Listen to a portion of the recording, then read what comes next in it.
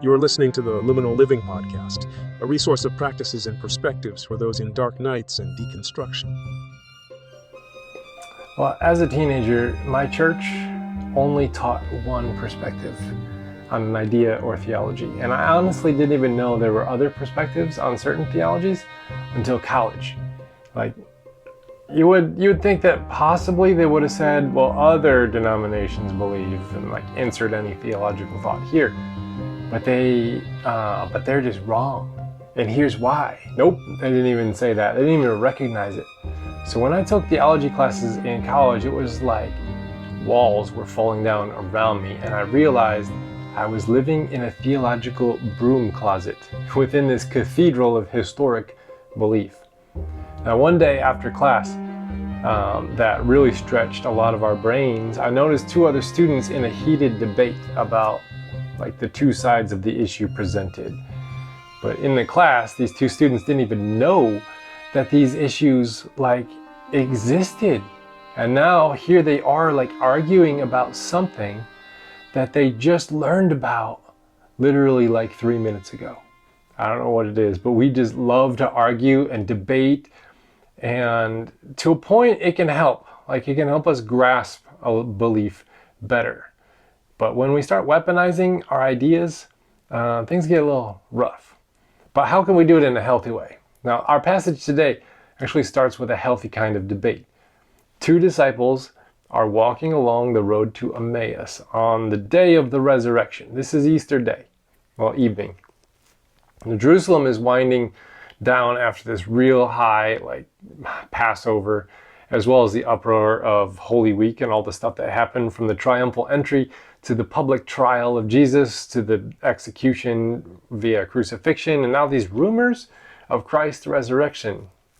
Like, they got a lot to talk about. And it says that they're talking and discussing, which is a double verb usage, like two. And the word for talking is the same word we get homily from.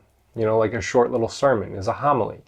So here they are processing ideas to each other, but the word discussing means to investigate together. So they propose an idea in the talking or homily section, and then they discuss it and investigate it together. And this is how we make meaning together. Like, we feel safe to throw an idea out there without being ridiculed, but also our value as a person is not tied to the idea being right and correct. And we can talk about things. We can investigate ideas together. We're open to being wrong. We're open to learning from one another. We're open to teaching one another. But when we make a weapon out of our idea, it becomes an ideal with an L on the end. And then we make a meme out of it, a t-shirt out of it, a slogan out of it. Right? Like, armies in ancient times would gather under banners and flags, especially when they had to regroup from a battle for a second wave of attack.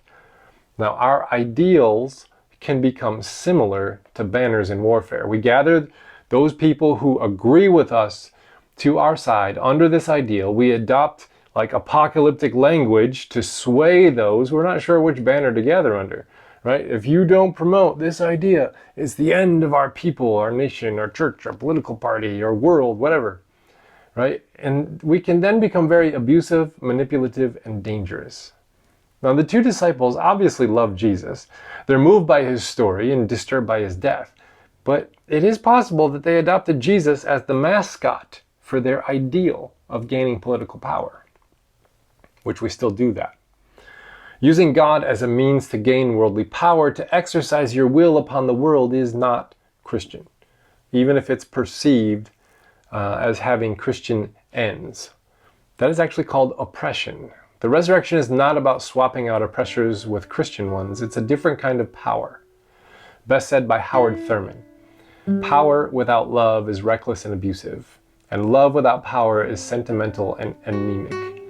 Power at its best is love implementing the demands of justice, and justice at its best is power correcting everything that stands against love. You see, it's about a non-violent resistance to oppression that desires the redemption of the oppressor as well as the oppressed, because our salvation as a people is bound up with one another.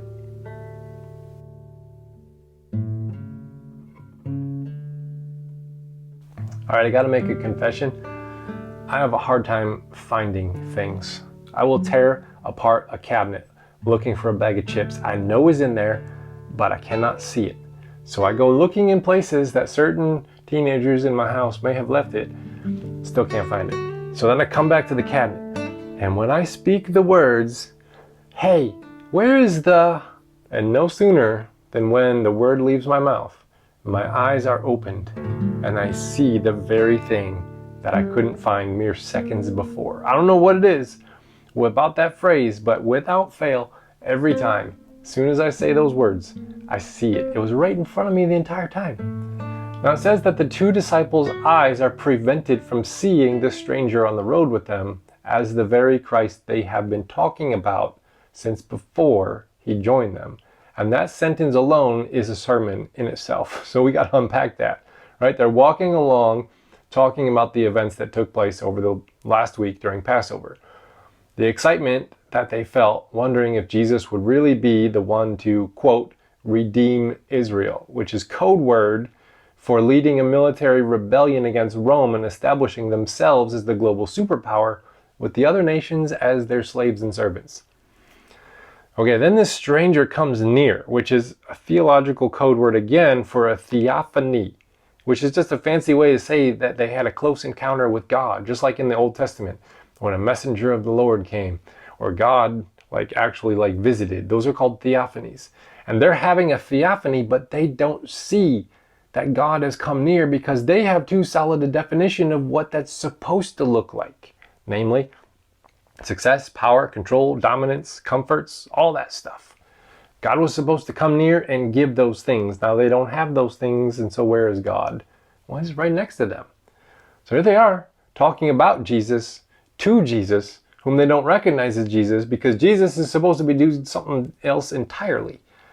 And when you only know God by the grand expectations you place upon God, you miss where God actually is, this present moment.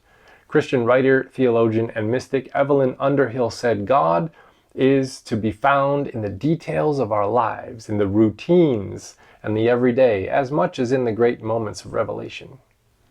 Now the two disciples are shocked that Jesus is not caught up in the news of Jerusalem that everyone else is talking about. And today it feels the same, like everyone needs a hot take on the topics that someone else handed you and told you was the most important thing in the entire universe.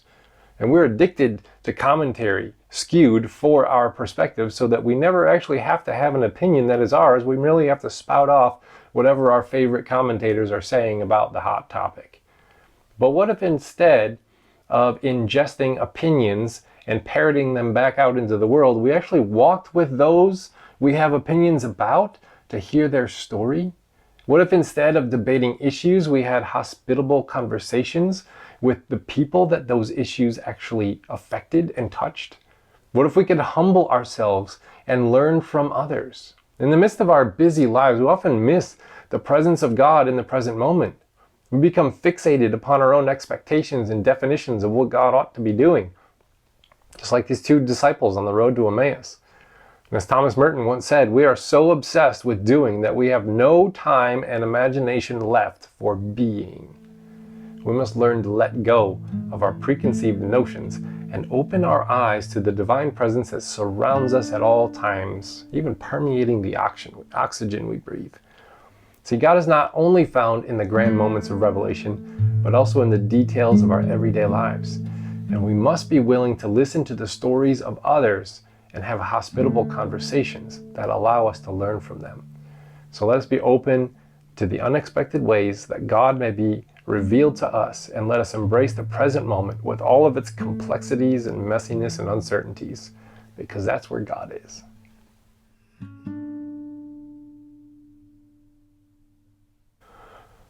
What would you do if somebody called you stupid?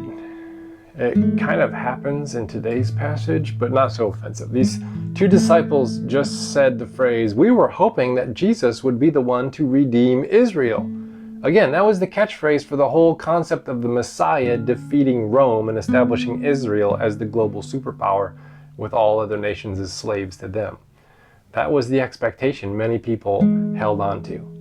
And then the passage says, also, this is what they said, also, some women of our group astounded us.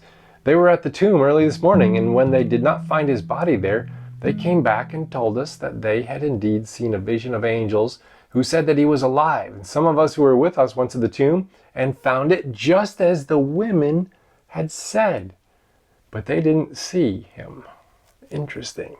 Well, Jesus' response is, "You are foolish and slow of heart." Dang, Jesus. Like, a modern phrase for foolish might be, you guys just don't get it. And it's not meant to be an insult, like we would throw around the word stupid.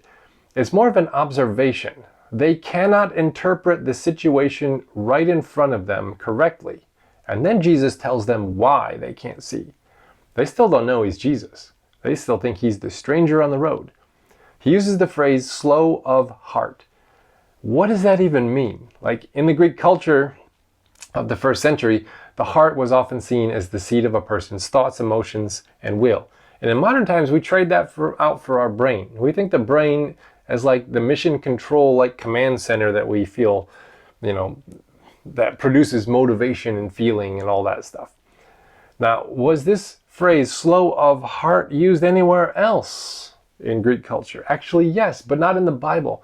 Greek philosopher Aristotle, who lived 3 to 4 centuries before Christ, said in his work, Rhetoric, "Men are generally slow of heart to believe anything against their own interest." Now, I'm wondering if Luke was familiar with the usage of this passage and adopted it.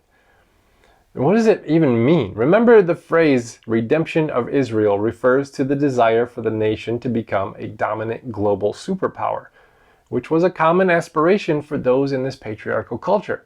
Now, if you're a man in this culture, you have a lot of vested interest in your country becoming a great power, because that translates into a big bonus paycheck for you. So it was a significant driving force behind their interpretations of the scriptures. Now, this vested interest in gaining power and influence prevented them from seeing beyond their own agenda, and they were unable to recognize the Messiah walking right beside them. Now, we're supposed to contrast this. The women of this culture were not included at the table of power and wealth, and were in a better position to see what God was actually doing in a way that men could not. So Jesus takes them back to Sunday school and explains everything to them again from the beginning. And it takes all day. Now, Jesus is not handing them something new. These stories are something that they have had the entire time. But they made all of these additions and expectations and interpretations and layered it on top of the stories so that they couldn't recognize God when God showed up. Now, Meister Eckhart said, God is not found in the soul by adding anything, but by the process of subtraction. Now, this passage is an encouragement to examine how we partner our religious views with those things that give us power and prestige, and how this might affect our interpretations. Now, we are, as Aristotle said, slow of heart to believe anything against our own interest. But that doesn't make those things that we cling to true or good or right, even if we attach God's name to it. They're encouraged to listen to the testimony of the women, and then we, in turn, are encouraged to listen to those who might not benefit from the systems that we are caught up in, so that we can test these systems for their truth and their goodness.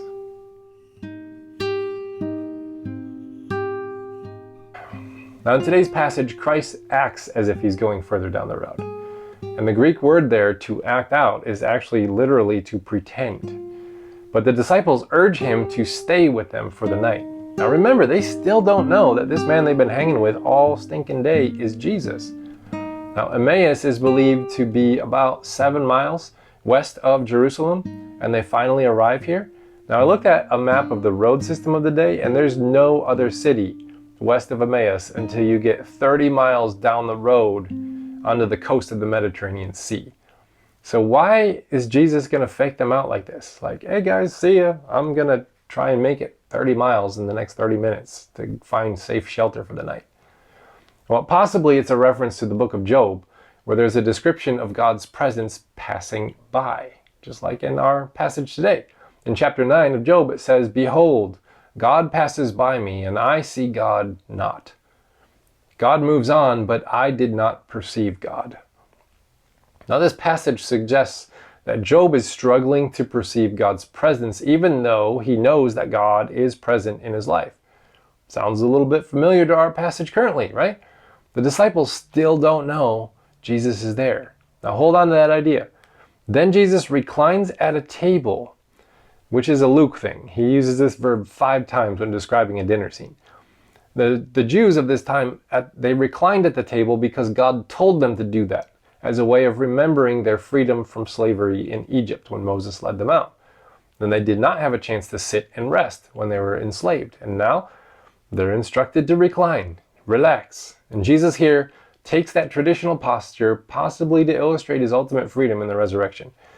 And then he breaks bread, which is the same verb used in the Last Supper, like right before his arrest, where he said, "This is my body given for you." Just that famous passage. And then he's arrested and tried and crucified. Now, Christ breaks bread again in this moment and gives it to these 2 disciples. And it says that their eyes are opened and they see Jesus. Then he disappears, like poof. Now, I find it interesting that the moment they see Jesus, he's taken from their sight.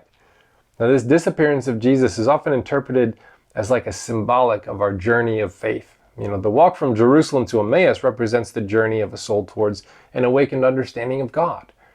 The presence of Jesus with them on the journey represents the initial stages of spiritual development, where the individual is aware of the presence of God in their life, but still has a lot to learn about how they're all tangled up with intention with the powers of the world. But at a table here, which is always representative of the community, our eyes are opened to see the presence of Christ among us, in our families, in our church, in our city, in our neighborhoods.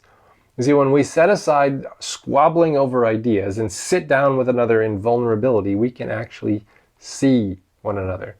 When Jesus disappears, it's like this grand invitation to continue the journey of faith, but in trust with one another. We don't have this physical form of Christ here anymore, but we have one another. And these 2 disciples say, weren't our hearts burning within us talking with him on the road as he opened up the scriptures to us? Now, opening up the scriptures made their hearts burn, which is good. That's a good thing to do. But sitting in community is what opened their eyes to see God among them. Because you can't learn compassion by reading about it. You can't learn to love by thinking about it. You can't dissect the scriptures and find God's presence in physical paper, right? And the people that do think those things can be very dangerous because it's all an idea, and that idea has to be wielded. Harper Lee, who wrote To Kill a Mockingbird, said in that novel a powerful phrase in some of the discussion. Sometimes the Bible in the hand of one man is worse than a whiskey bottle in the hand of another. There are just some kind of men who are so busy worrying about the next world that they've never learned to live in this one. Dang, man. As Paula Darcy said, God comes to you disguised as your life. And our life consists of one another. Thank you for listening to the Liminal Living Podcast. If you're interested in spiritual direction to help you navigate through your dark night or deconstruction journey, please check out our website, www.liminalliving.org. We will see you next week. Blessings.